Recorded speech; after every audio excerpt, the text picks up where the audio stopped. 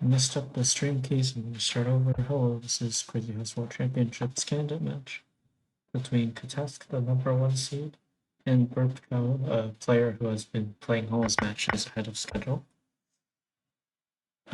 So I can quickly go through the opening because the last time I did that, my stream key did not work. So catask actually chooses e4, which is a very sharp line, so it's probably some amount of preparation, and then immediately begins fighting for control of the white squares. So you can see like he sacks his bishop here to open up the e6 square for to place his bishop. He's threatening pawn at d7, pawn at f7. And then so much pressure that burpcow has to sack his queen for it. And now with this extra queen, catask is able to pick up a lot of material. You can see a 4, sets up a pawn, sets up another thing, trades the queen for 2 bishops, which in Crazy House is an even trade, and meanwhile this king is just untouched.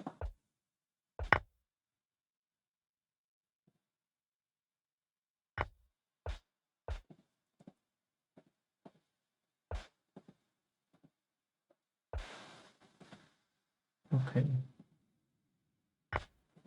Does say I'm streaming, so that's good. Yeah, this game should be pretty much in the bag. It's really hard to defend as black here because, well, first of all, there's no counter play, so you just have to keep defending and hope that there's a slip up from the opponent, which is not happening. This is just made after pawn here. Okay, so pretty smooth game 1 for catask. c knight c6. Usually this goes with d5 on move 2. It's a very common opening. And then the idea is if white plays e5 here, then we get a good fringe. So white has to take. Now white gambles a pawn in exchange for the open file. This is theory, I'm pretty sure. I don't know though, but you know this is theory. The queen b4 is strong because it stops the knight from moving.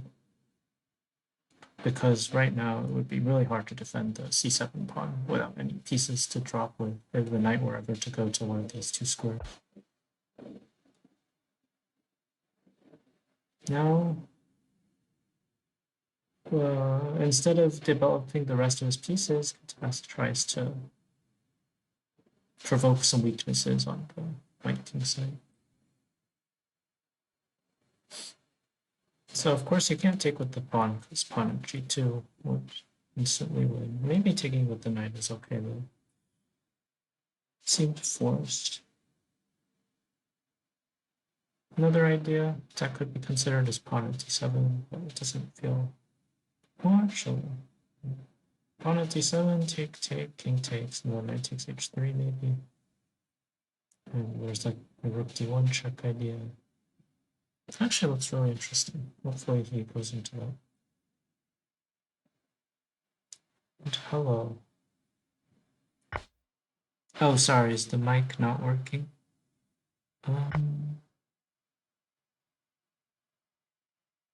Well, hopefully it's loud enough. I can, I guess, lean closer to the left so that my voice gets picked up more.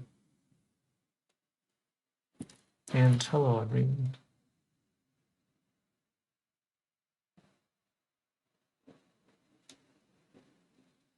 Okay, so he takes the pawn, and now black will always have this hook. Bishop takes, pawn takes, and knight at g2. Of course, white doesn't have to take back, but it's always nice to have multiple hooks or ways, entry points into a position. So this one.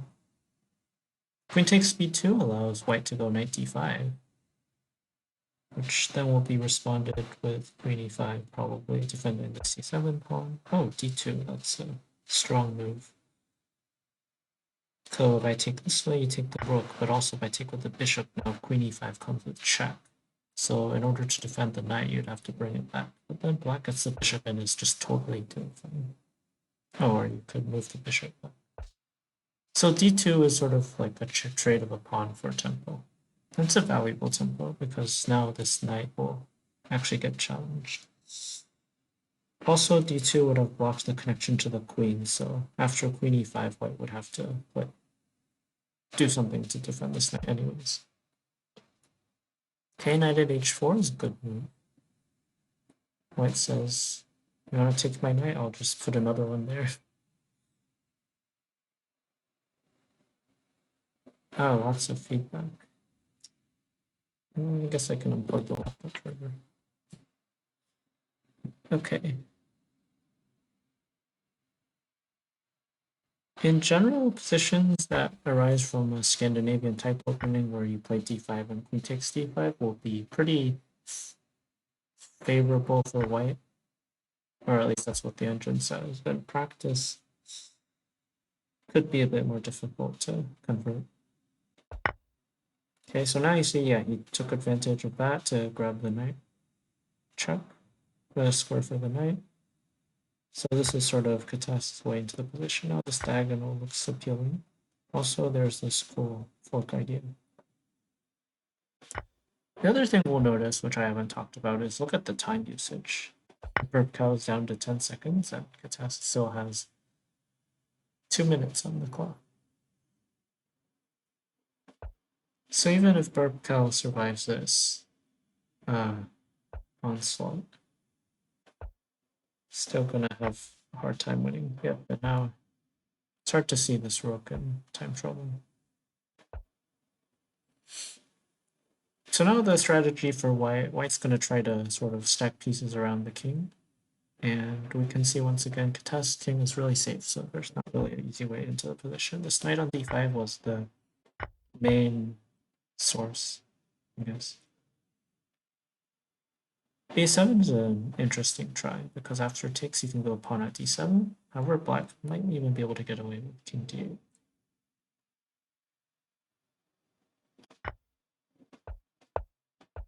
And now, in order to get in on this king, white would have to spend a knight to... And white will end up with one knight short at the very end.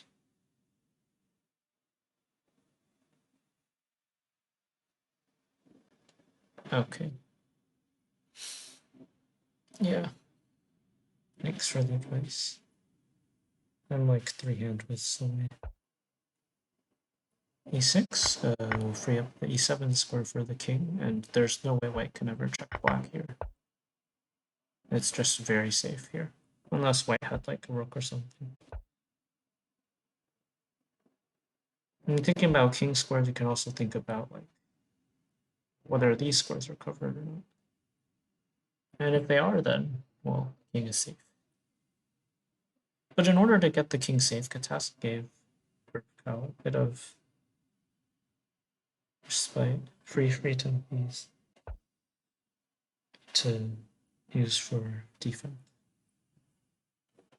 However, the time situation hasn't really changed too much, relatively speaking. And also, the task is up. Let's look at the material, full rook.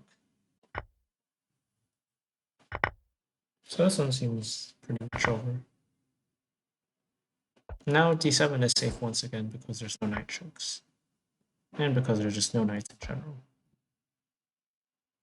Yeah.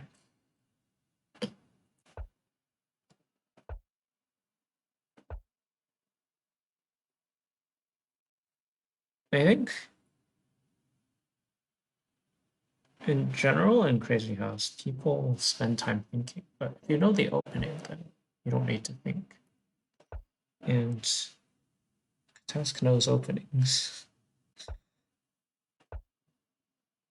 Now we see a similar line to the first game, except white plays knight f6, or black plays knight f6 instead of pawn f6. So this is a different setup. A common trick is you don't want to play knight bg7 here because knight e5 is really annoying. So he plays c6. Knight e5 followed by a bunch of trades. So this is still this theory. Black's dark square on d6 is now noticeably weaker because of this push, but it's hard for white to exploit without more pieces. For example, if you trade here now, this pawn will be looking at d6. So we don't want to trade. Maybe just castle is fine. Bishop d6 is interesting. Now I think I can take on d7 at some point. f4, yes. That makes sense.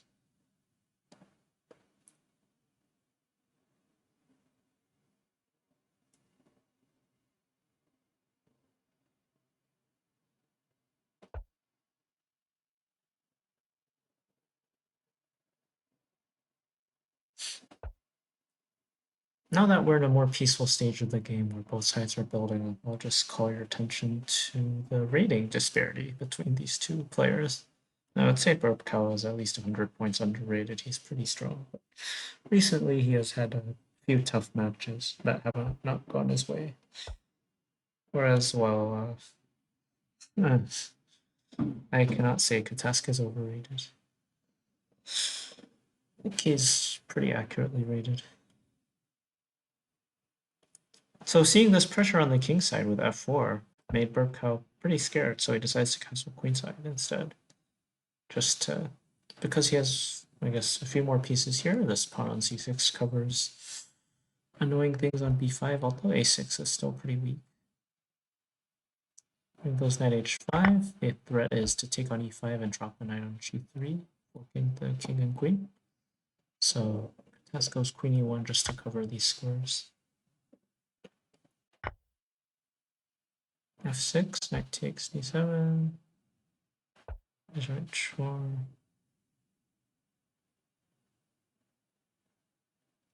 Now it does feel like burpcow is slowly starting to gain control of this game. So you can see it's pretty hard for white to. This is sort of the pawn structure. I will include bishops in pawn structure because they have the same capturing way of capturing as pawns that catask has to break through. It's not easy for either side to make progress at this point. Goodbye c5. Hello train flipper. Board, okay. WDR, intake.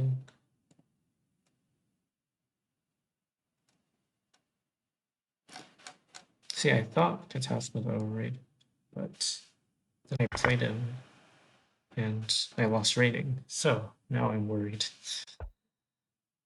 Okay, so catask sacrifices the knight on b5. This is essentially like the one way to get into the position. Might even not, maybe taking on b5 might not even have been the best option because you don't have enough pieces to get in here. Well, when you take on b5, you remove one of your defenders of the king. While this knight on c3 would not have participated in the attack as much. So now after this trade, white gets an open file, which combined with the queen that white will be about to win is pretty scary for black. Now this king feels a lot more exposed than it did before. So when you're offered pieces, you don't have to take them. Like this rook, if you take this rook, I think it's very, very risky. There's pawn at b7 check, there's queen at a8 check. Whereas if you keep this pawn on b7, then white won't have any option of dropping pawn on b7 as a check. Oh, this doesn't look too good. Rook takes c7, I think, is mating. With the idea rook c8 check, and then after rook takes queen b8 takes on knight c7, if black takes on d6. Otherwise, just taking this is good enough.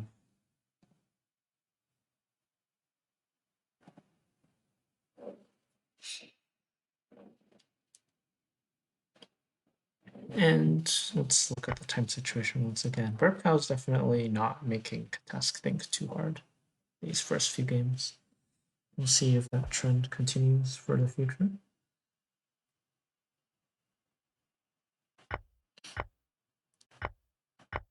So now, yep, catask has the same mating idea. Queen here and knight there. this is sort of, rook c8 is a nice clearance tactic. Burpcow switches, no, catask switches the opening to d5, which is something that I may or may not have played some 5 times. So we'll see if he improved his line or not. So we see a very early a3. So this is a typical idea in the Scandinavian. You want to target this knight. So you try to distract this defender. And it can get really annoying for white after captures and you put a pawn on a3 when there's a bishop on b2. Because then you'll win a pawn for a bishop and you start gaining material. Also, black can put a bishop on b4 and have this sort of battery down this diagonal. Meanwhile, for white, there are not any obvious targets yet.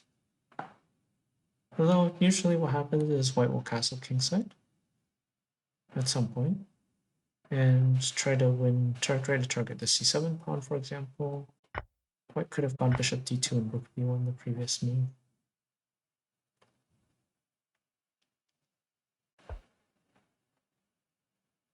Here knight b5 is interesting. I don't think it does anything though.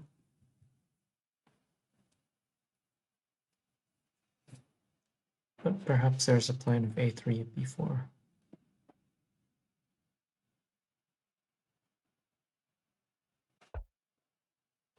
So the problem with knight b5 is black can trade, drop a queen on d8, and it's just like a normal position again. Nothing really happened. Or knight a6 even, but that doesn't feel too necessary.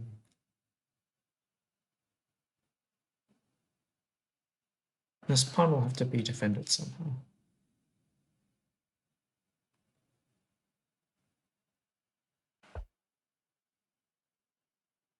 Black opts to keep the queen in hand for the future.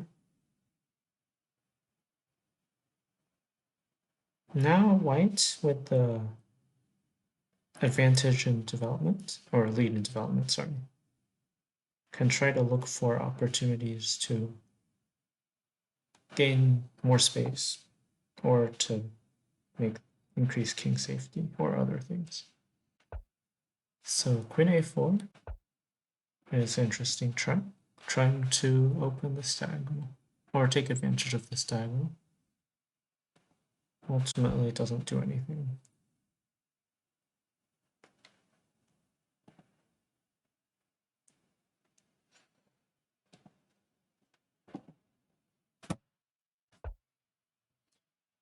Okay, catask plays c6, trying to get the knight out of his half of the board.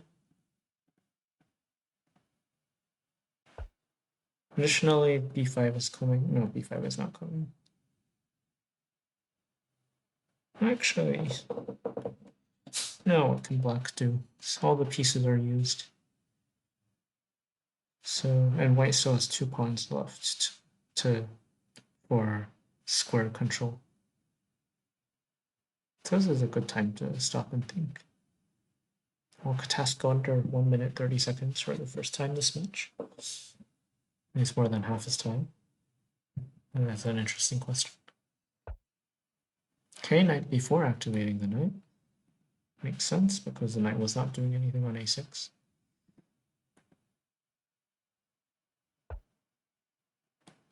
Burpcow allows this trade, which I think benefits catask whenever he decides to. c5 is also good. You don't want to trade as white here because this will activate black's bishop.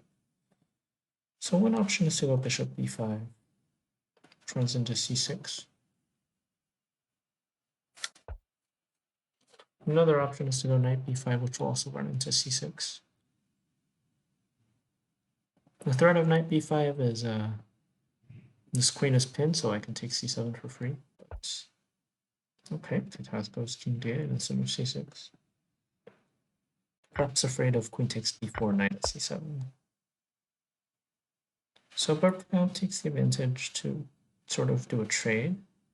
Sacks this queen for the knight, and now this queen can't really defend itself. Its only option is a e7, but I don't think that is very fun after white plays pawn at d6. So it's a trade of pieces. However, burpcow doesn't even have to take immediately. It might actually be more preferable to keep the knight on e5 for the moment, because after taking, now catask's position is once again sort of safe, and there's a knight and a queen to work with, so could be some scary threats down the line.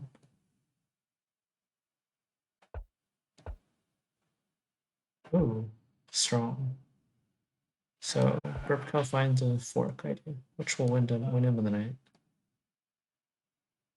Catask has to go like knight at g6, knight takes h4 maybe.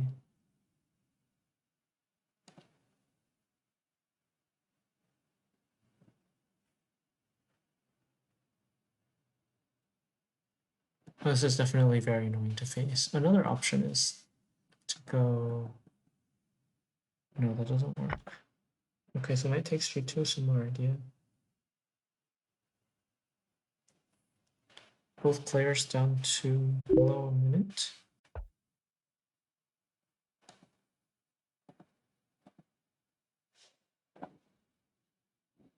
Queen g4, ignoring the knight.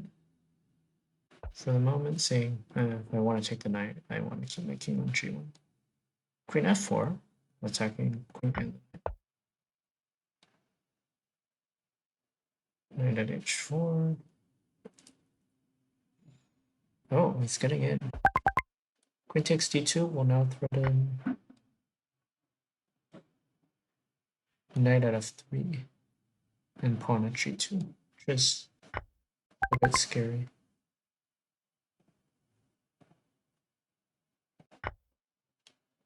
Also, he gets this pawn on g5. Position's starting to fall apart for white.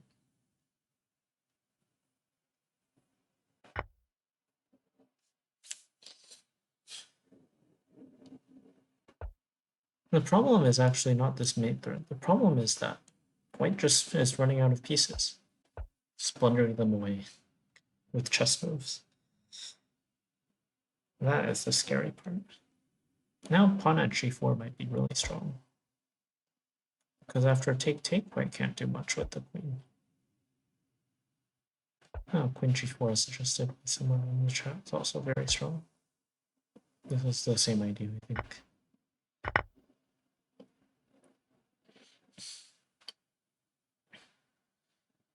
Now there's a threat of knight at f2, followed by knight h4 check, I believe. If he goes for it. Wow, both players down to 10 seconds. Burpcow might... This is the best chance Burpcow has yet. Oh, no, he doesn't. Never mind about that.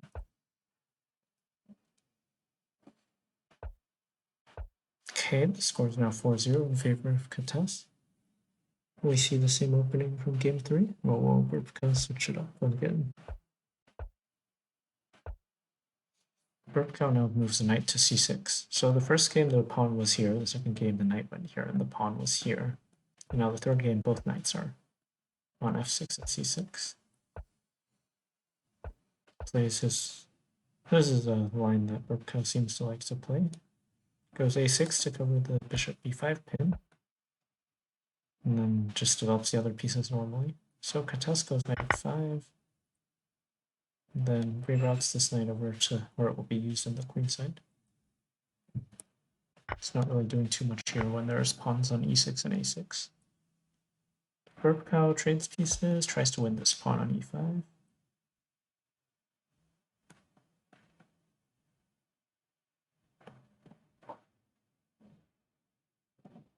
A very defensive option would be to put two bishops here and here.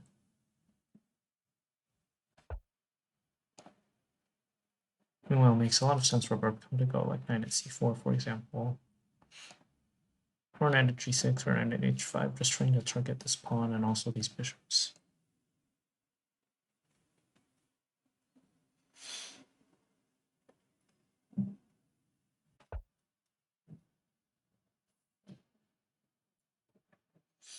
Yep, so Burpcow's trying to indirectly attacking the e5 pawn by trying to trade off a defender. So catask says, okay, you can take this one, I'll take this one. And then with these two bishops and this pawn structure, I'm going to have really, really safe king. This is a nice positional decision. For example, if he takes here and queen takes, now the queen's defending the king. Although going for this is also, well, okay, he maintains the option of intermediate check. In case catask goes like takes here or something.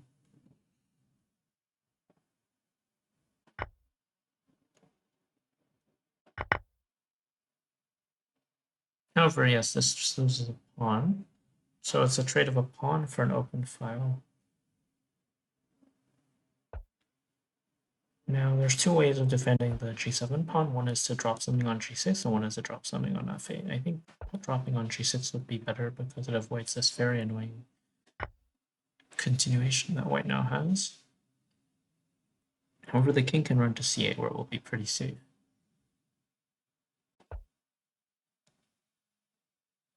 However, running immediately is not the best idea because white will pick up two pawns.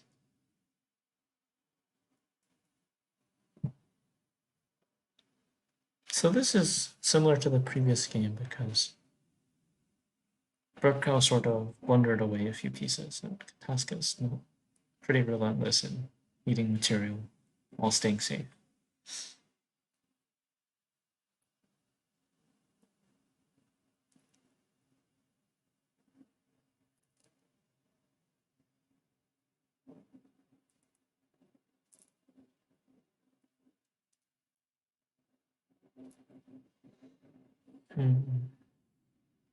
It's really hard to suggest a move for black here. I mean, yeah, it's pretty much over.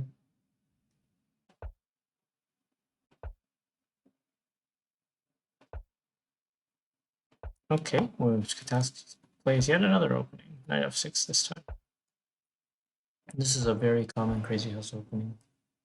The idea is you take, and black's pawn on f6 will be very helpful for defensive purposes.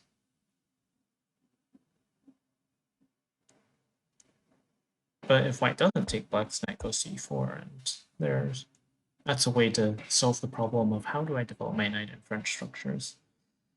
Because usually if it's on g8, then it has to go to f5 or g6, but then when it's on e7, white has some annoying bishop pins sometimes.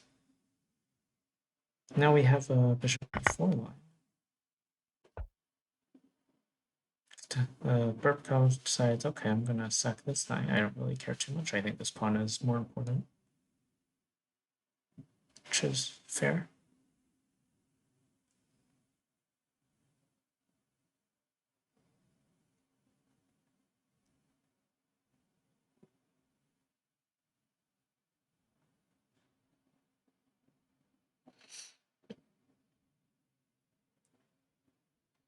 Knight at h5 is pretty annoying for black to me.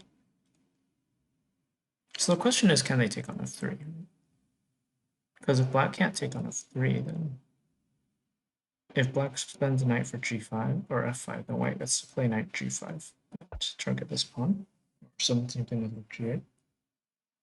So this is like an intermediate move to give white more time.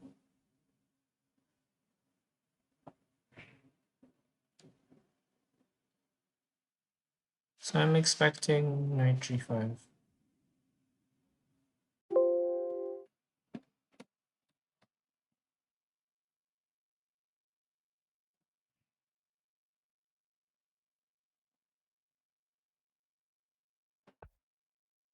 Okay, so it goes bishop g5 instead. But now I feel like black can take this knight and sort of give the queen for two pieces, which is a decent trade. White can't even take back this way because there's knight takes d4. Black doesn't even have to take this bishop if there's a mate threat. So if takes g2, strong intermediate move.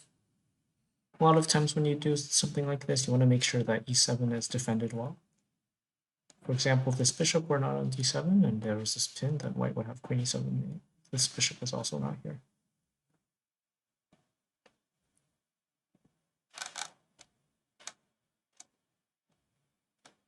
Oh, hello, Zeros. For some reason, my chat didn't refresh. Hello, Morlo.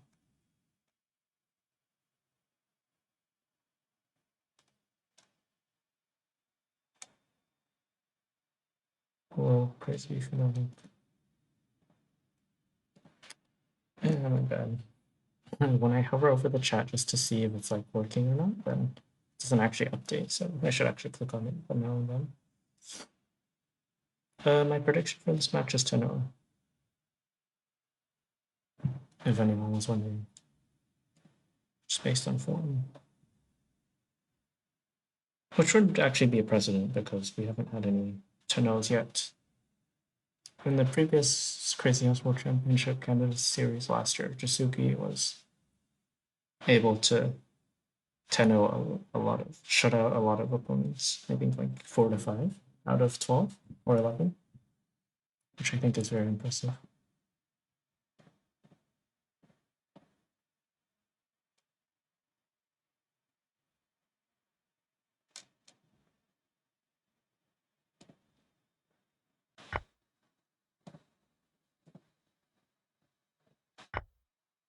Okay, so now takes rook takes d8, and we see that we have here. What's the material count?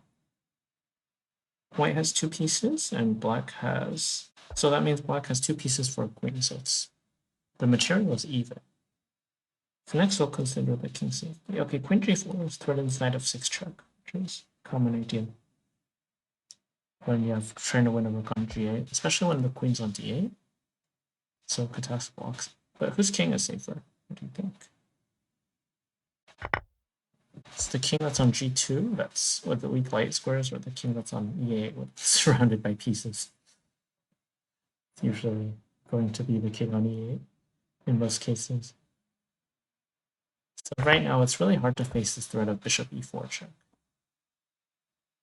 So burpcow had to sacrifice and try to pin this rook to reduce the efficacy of this move. However, Task plays it anyways. And now knight f4 is strong. It doesn't work. It probably does work, honestly. Because white can't take this way, because now the rook is unpinned, so white has to go here. But now there's a mate setup of like pawn at g2, knight at h3. So let's take the queen, and then after knight takes g2, then the question is whether white has enough material to mate or not.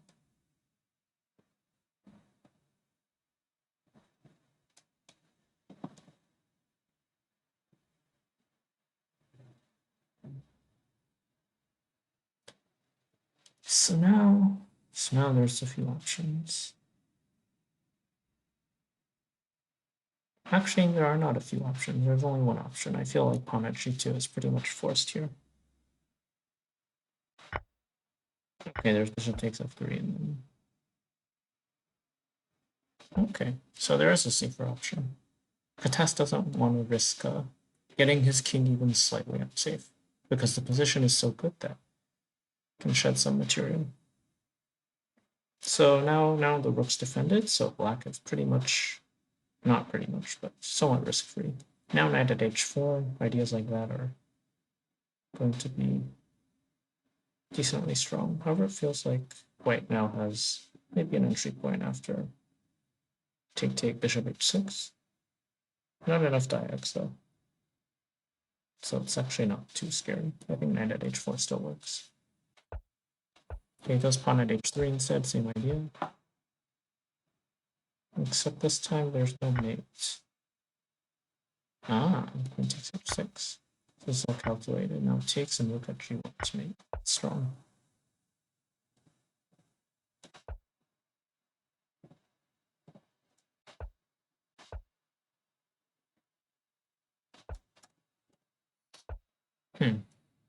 Okay, burpcow might go back to his original opening he played in game 1.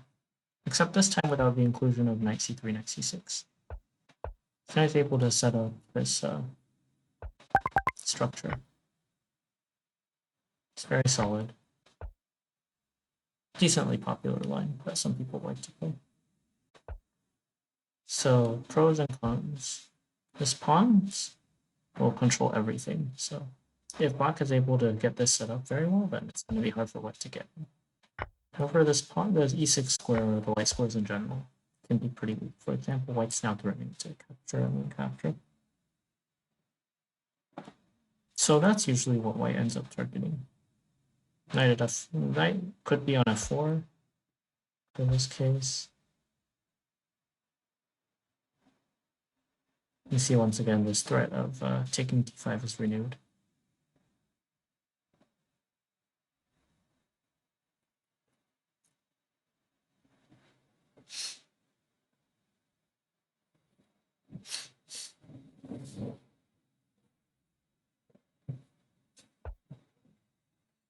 So this essentially turns into a fight for the white squares.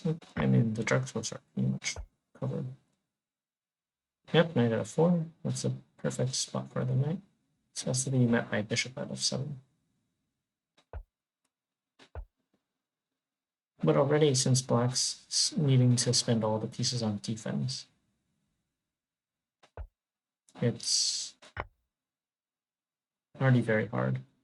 Now takes and pawn at e6, typical way to break through. And white's pretty much in. Bishop e6, maybe. Bishop d3, okay, trying to get rid of the bishop.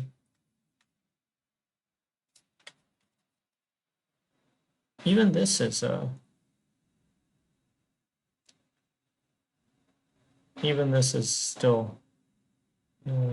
this move still contains a threat to win the knight on f5. So black is pretty much forced to defend for at least the next 10 to 20 moves. Pawn e6 is played.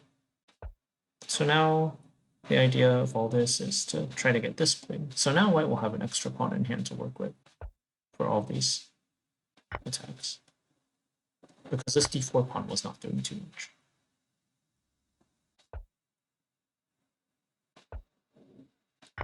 So, okay, so now it's bishop takes f5 is strong. After winning the bishop or the pawn and getting up on material while still maintaining the initiative. This is definitely a way into the position. There's probably even like bishop at h5 or no, 54. Maybe bishop at d5, even, if you wanted to be super fancy.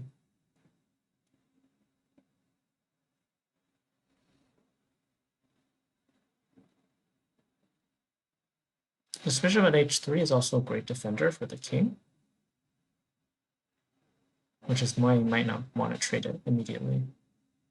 So you can see now it's sort of, this is white's kingside pawn structure in quotes. We'll count the bishop as a part of the pawns.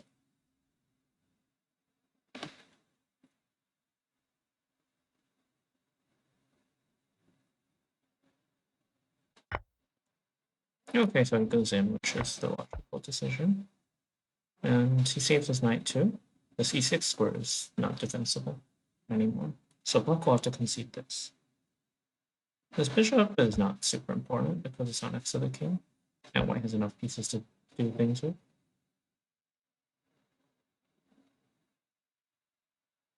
Okay, maybe it is important. Well, the reason it's important here is because black doesn't have a nice way of defending the e6 square. We're slowly running out of pieces. Now, if g6 has to be played, that will be very unpleasant. The threat right now is knight takes f5 and pawn e6 at some point. If he even wants to do that, can honestly spend a few moves. Yeah, so now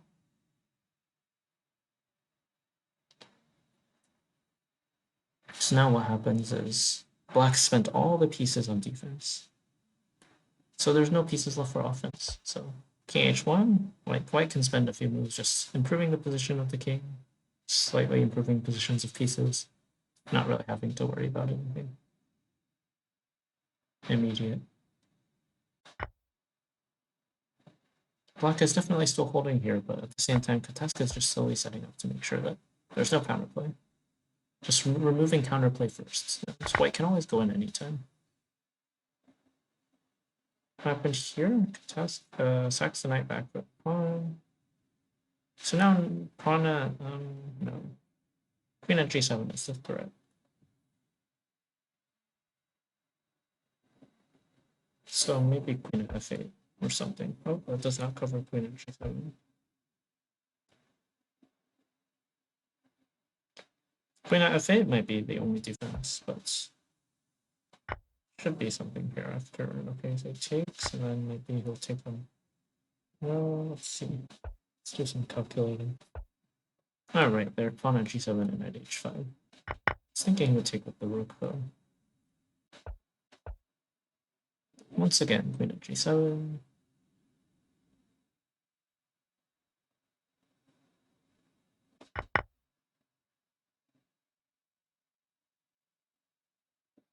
There should be something for white here.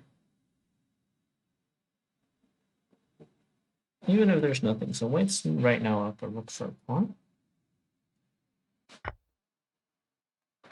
So time is right to start barging in. So queen at e3 to trade this knight for this knight is a strong move. Because it also threatens to discover check. You might have missed knight at d5 though. It's an equally strong response. So now catask swapped apart with the queen, which isn't the end of the world because the king is still pretty safe. Use the time to sort of get some more things in. Okay, so parts with the knight instead. Pawn h4 is a mistake because now white gets to take this knight. Or even take that and put a pawn on g5. Or even just grab more pieces.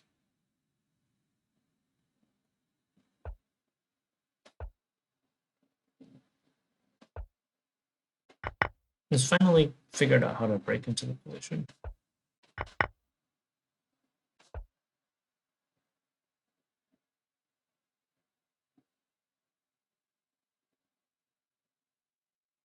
It's a positional masterpiece from past. Well, there's like a few bumps, but pretty much very accurate. Okay, and now queen c7 bishop d8 was made. No, it wasn't. Well, yeah, there's a lot of ways to finish. Okay, new opening once again, 94. Which will soon transpose because it's a lot more comfortable to make sure that, or to play into lines, you know, even if there are better alternatives. Especially for matches, you definitely don't want to lose time.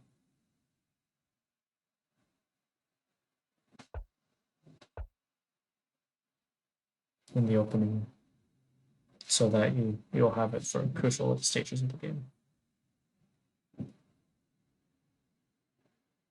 So this is common. White may play f3 at some point because black doesn't have any pieces in hand for f2. Some cases, f3 too early may lead to queen h4, but not here. Knight c6 is common for black. h5 as well.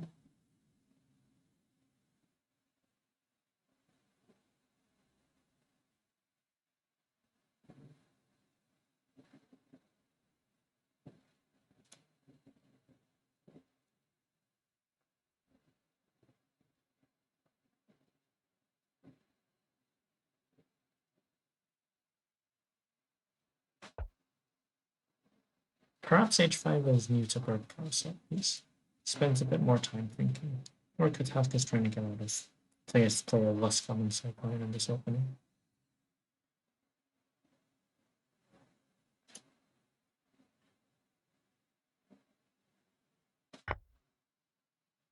Knight g3, and now very common knight takes f2. So black, this knight on e4 usually goes to f2, gets sacked for a pawn, and this king gets exposed. And with these knights, it's going to be a bit hard to coordinate a defense. Pawns very easily attack knights.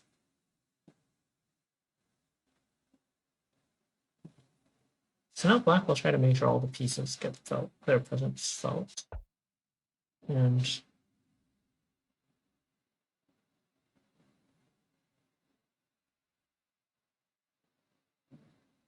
white will be better in the long run, but in the short run, it's going to be defending most of the time. I mean, crazy house if your opponent's defending, but you have a decent chance.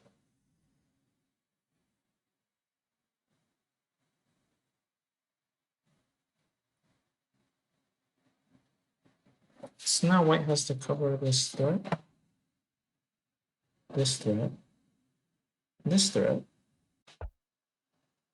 A lot of different threats. This bishop at p5 move may seem strong gaining a tempo, but actually helps black gain a tempo because white will not want to trade pieces.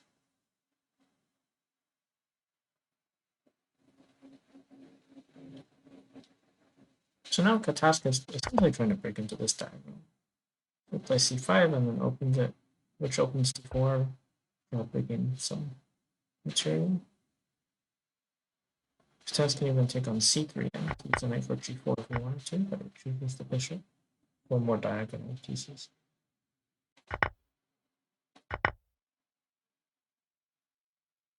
So now the center has been busted open, which is what black wants to happen. And the king is still exposed. So burpcow goes for a counterattack because it has to work. However, queen g6, queen f6 check could be annoying. Doesn't go for it. Instead chooses to hide the king on c8 eventually. It's pretty safe on d7 though, because you can actually take and do things.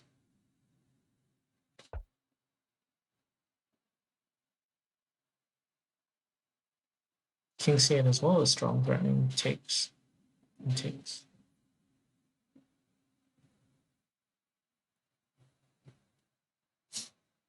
It's always very annoying when you have a king and you have a pawn that can potentially capture with check.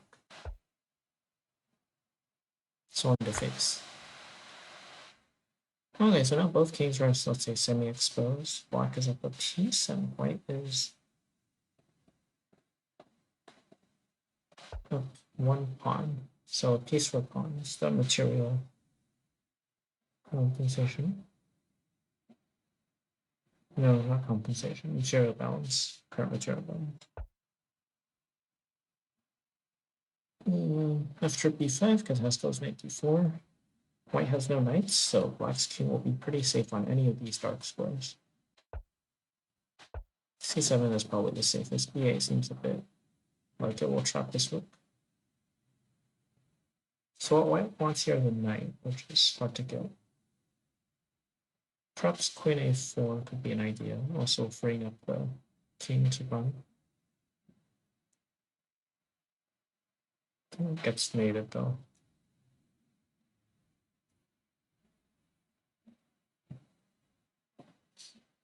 Black's next move may very likely be knight d2 at this point in the game.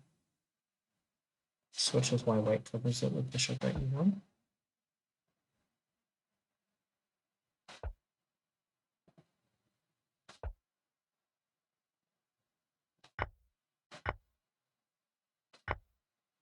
Now we see white's attack has sort of run out. White's left with only pawns. Black has a lot of things. Black's attack is still good. Knight g4 is strong. Covers. Gets this, and yeah, white resigns.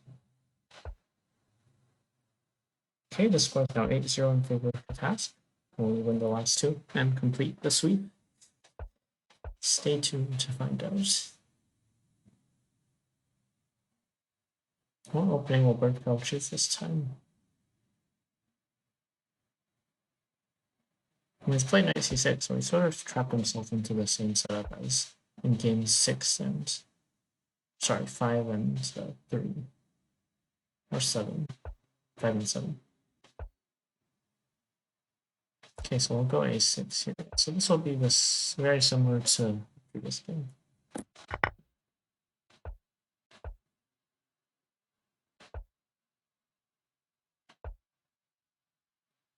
So far we have a relatively peaceful opening. This knight will now reroute itself to become more useful on f4. Whereas this knight cannot easily do the same because the bishop's in the way.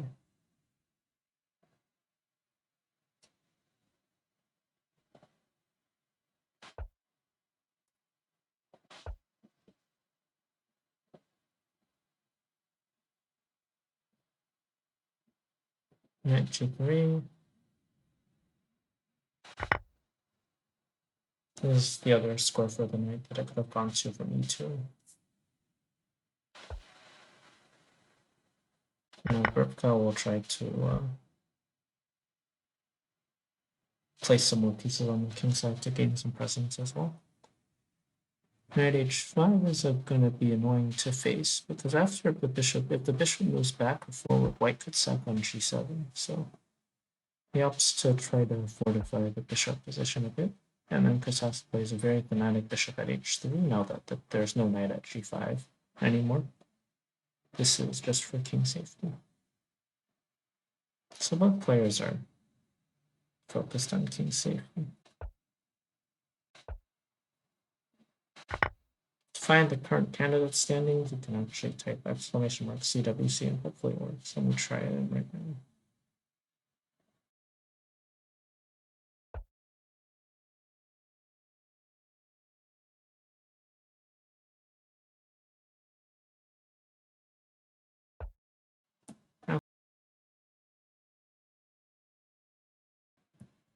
Actually made a tiny URL for it because I was bored. What happened here? So we had the knight trade for the rook again,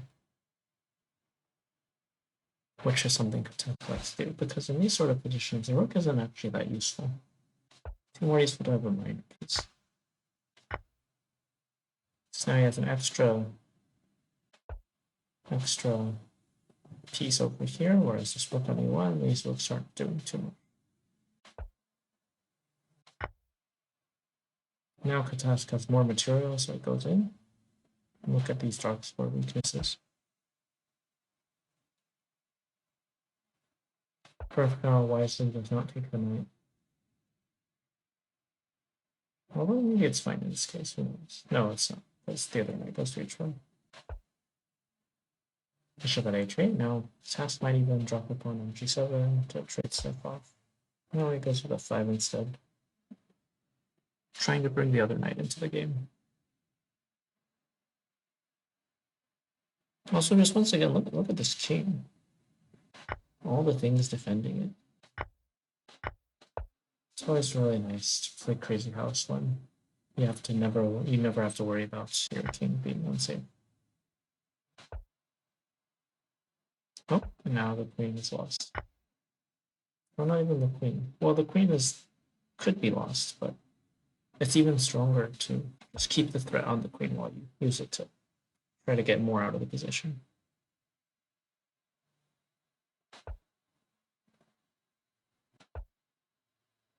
Okay.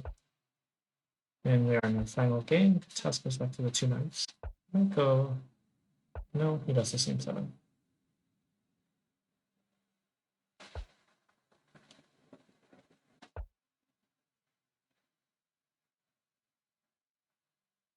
Next up is e6 and bishop d7. Bishop d7 first.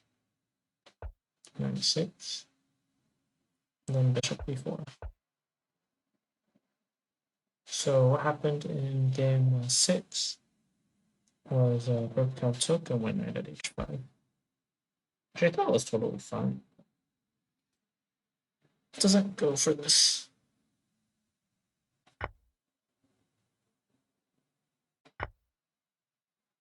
So now white trades a knight for bishop, so this square will be useful for the knight at some point. However, these pins can get annoying sometimes. The bishop goes to cover h5.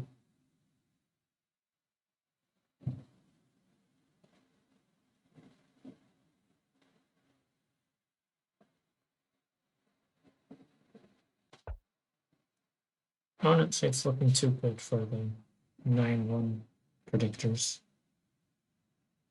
Black is already out of the opening with no problems.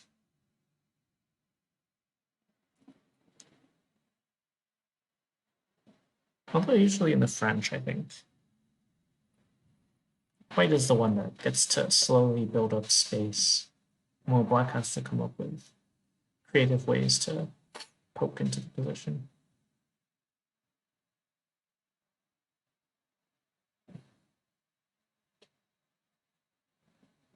At some point, you sort of run out of moves. You have to think about how do you improve your position, or maybe which pieces should be redeployed. So catask plays h5, so that means he's now going to cancel queenside.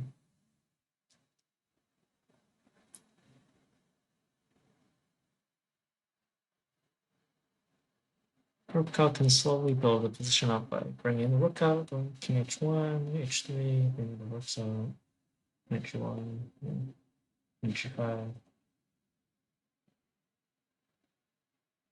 There are some options.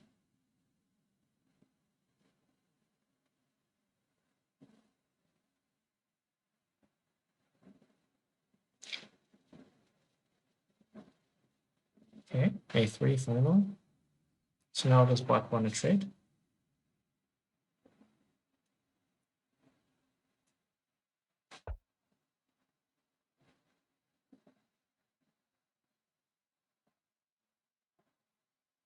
Okay, perhaps catask is feeling the pressure now, because he's actually down on time by 30 seconds. This is very significant. So a lot of times when you're trying to know someone, and you get to 9-0, and you're like, wow, this actually could happen. And when you start paying attention to match results and scores and irrelevant pieces of information, that's the opponent's best chance to strike. I still think king h1 and rook g1, or something of that sort is good for white.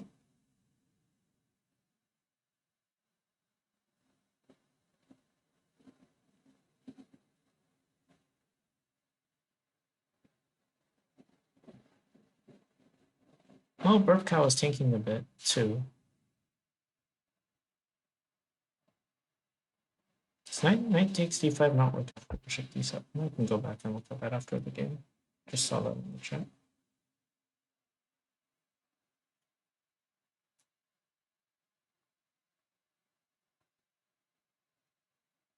Knight and f4 is just a good move in general. The is g6. Knight h5. However, now the bishop is able to have this annoying pin, which I'm not actually sure is that good. Can't you take? I guess queen takes, and we have some questions about how to deal with this pin situation. I think taking still makes sense though, because after queen takes, you gotta go bishop at e3.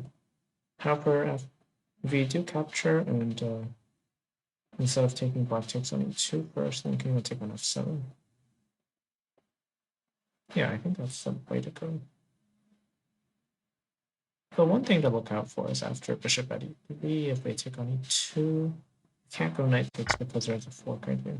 So we'll see that play out. We'll probably go bishop at e3, that makes the most sense here. Oh, he takes on g4, that can't be right. This helps catasks open the rook file. And also this pawn will now actually be useful. For example, if he drops in at an f3 and goes pawn takes, which he might actually do. If she goes bishop at f3, same idea. These light squares are now really, really shaky.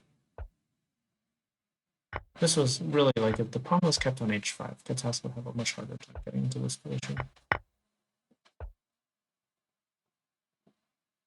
So now he keeps trading because at some point burpcow will run out of a bishop to drop on h1 to cover. Now the threat is queen takes f4. He has to cover with h3, but even then, there's probably something with like bishop at h2 or just rook takes h3. Yeah, rook takes h3 immediately works. Can't take it because he loses a queen. And then queen at g2 is mating. And the threat here is bishop at h2, followed by bishop takes g3. It's pretty much unstoppable. Then if knight takes bishop at g2, pawn at h2. Good games. Very convincing series by catask. Thanks to everyone for watching. I'm gonna look. Okay. So first question, why can't you take on d5? That's by okay. Let me see. Oh, that's interesting. So the d5 pawn will supposedly be traded for the d2. Here, nice way. Take.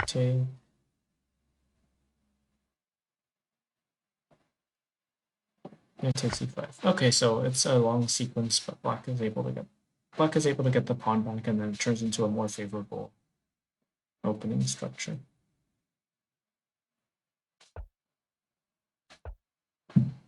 So black sort of wants to threaten knight takes e5 at some point, but right now there's a knight defending it. So the top engine move is knight g2 to cover this. I think after knight f3, maybe this is not as good because white would be able to get the knight to e5. But in the specific case where white takes on d5,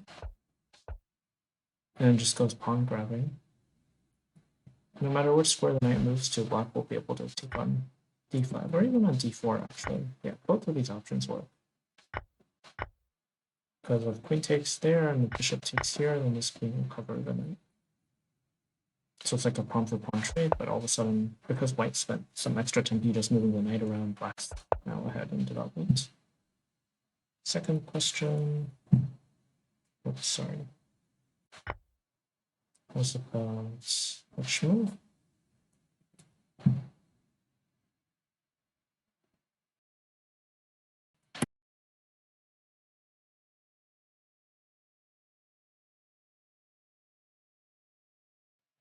Turn Flipper says, what about knight takes e6?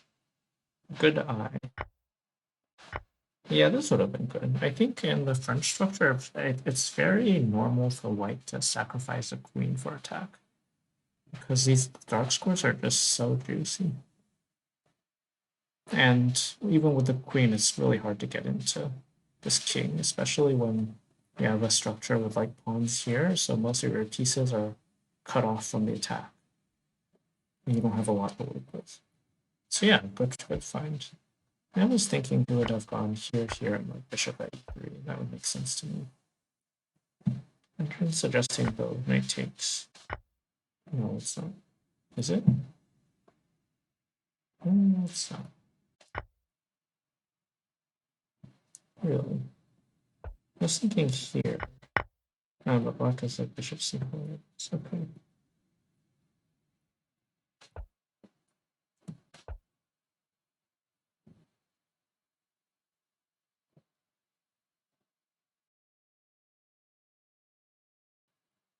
But yeah.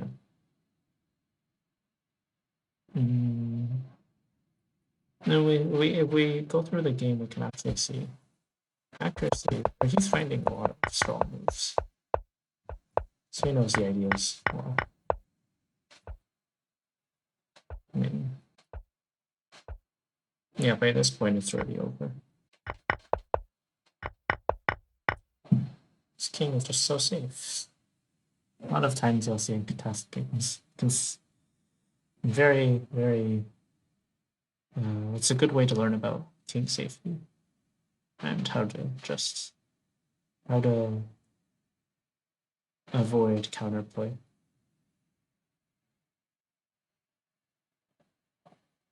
All right, well, thanks for watching, everyone. I'm gonna hop off for now and grab lunch and see you in the next one. Oh, and it takes d5 before it takes e6.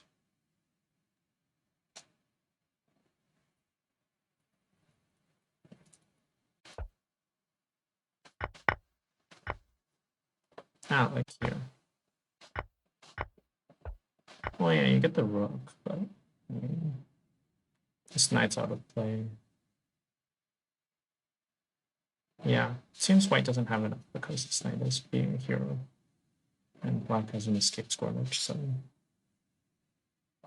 Okay, yeah, well, goodbye everyone, see you next time.